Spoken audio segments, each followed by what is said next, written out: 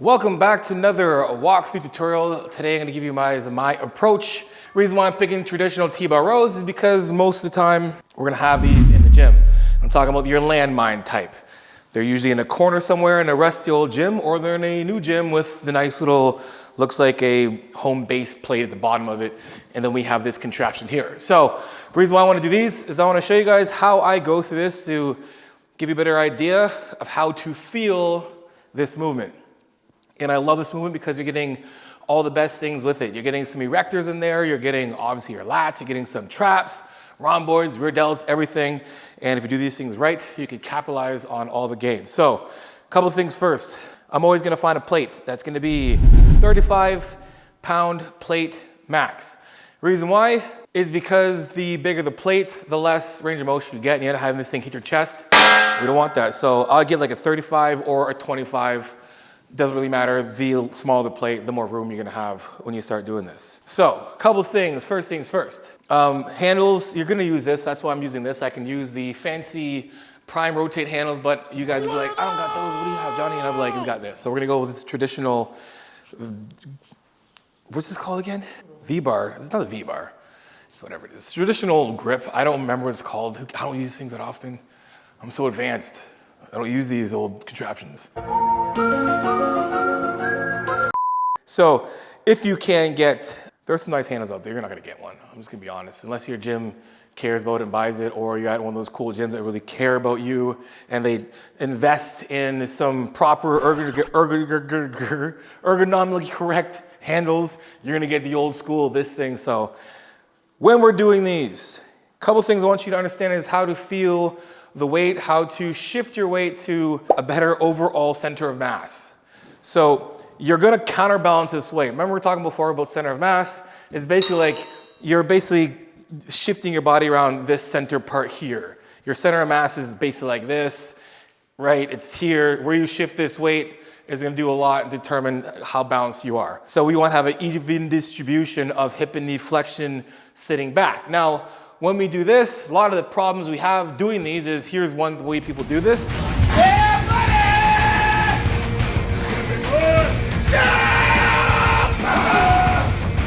Right? And we don't want that. We want to get the body in a perfect position to get all the benefits of your erectors being challenged. So if my erectors are being challenged, that means they're being challenged being this way. So any weight on top of me pulling me down this way is going to challenge my erectors, which we want.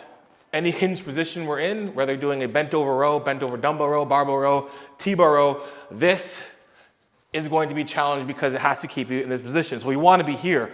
The best way to load down from there is to get your weight first, right?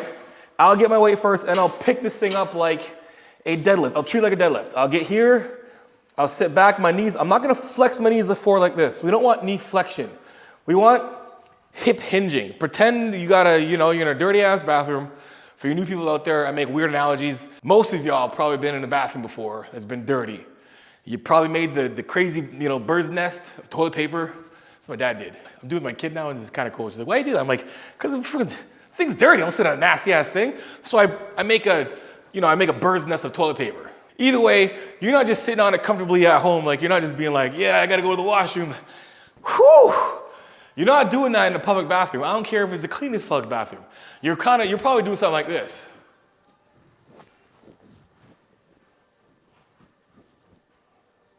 And you're trying to hover as much as you can, right? You're sitting there like this. You might be grabbing something like this or hands in the front or something, but you are naturally controlling your center of mass.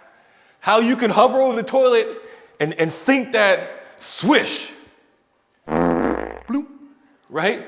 Well, the way you can do that is that's your center of mass, and we literally want to be in that position when we're over here. So I want you to think we're in the bathroom, and we're going to sit that butt back a bit, right?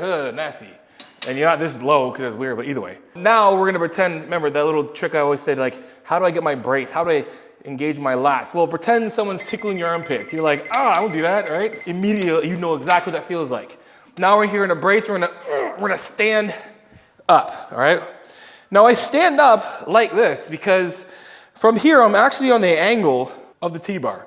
right? I'm not like this, it looks kind of weird. Or if I was like this. Like this is gravity, like this is straight. This is on the same angle. Right? I'm on the same angle as the V-bar, as the barbell. We're all going this way. Just this way, where it's right here, right? Now that I'm here, I can adjust my feet because I don't want this thing, I don't want to be here and have this thing so far away like this, because the further away this comes from your body, the more it's going to challenge your lower back, and we don't want to challenge your lower back in that way. We want to have the lower back challenged in a way that it's staying in a place where we have a good amount of, balance in our center of mass. This is balance here. The more I put weight out here, the harder it's going to be, and it's the more that I'm going to challenge my lower back in a bad way. So when we're here, first things first, and some of you guys don't probably know, make sure this is like right up against this thing, like here.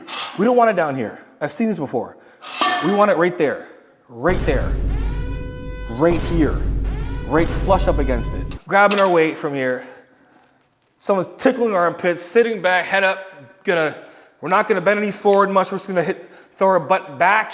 We're gonna stand up, tight core. We're gonna stand right up. All right, cool. We're good from here. Now from here, we're gonna adjust ourselves a bit because we're nice and close. We want it to be close. And then we're gonna lower the weight by, again, pulling our butt out. Chest is gonna stay up and butt's gonna go out, and like butt's gonna go to the back of the room. Keep our chest up. I'm gonna follow it down, and we're gonna let it naturally sit here. There you go. Now, where am I feeling the pressure with this? I'm feeling pressure in my foot kind of going this way, while my butt's going back this way. So my center of mass, I want you guys to understand, like when you're feeling this, you should feel like your feet want to drive this way, like the entire thing, not your toe, but your entire foot. Like this entire foot is doing this. It's going this way, not like this. It's flat because my weight distribution is I have hinged, so my butt is back behind here. There's gonna be weight here, and this weight is kind of pushing this way, so my feet are gonna be, the friction is gonna be going in this direction while my butt stays back here. My butt goes back here because it's gonna evenly distribute the weight that's here so my lower back doesn't hurt. If your lower back hurts, it's because you're too far back or you're even too far forward. So we want to think of a rule of thumb. When you're doing T-bar rows, you should treat it just like a deadlift, a bent over row. You should have that bar like your handles or the handle of the weight basically like right here. Here's where you should be. If your knees are flexed too much, you've changed the trajectory of this weight and there's gonna be more pain onto your lower back. If you're too far back and we're here, this thing's too far forward and we have weight on our lower back.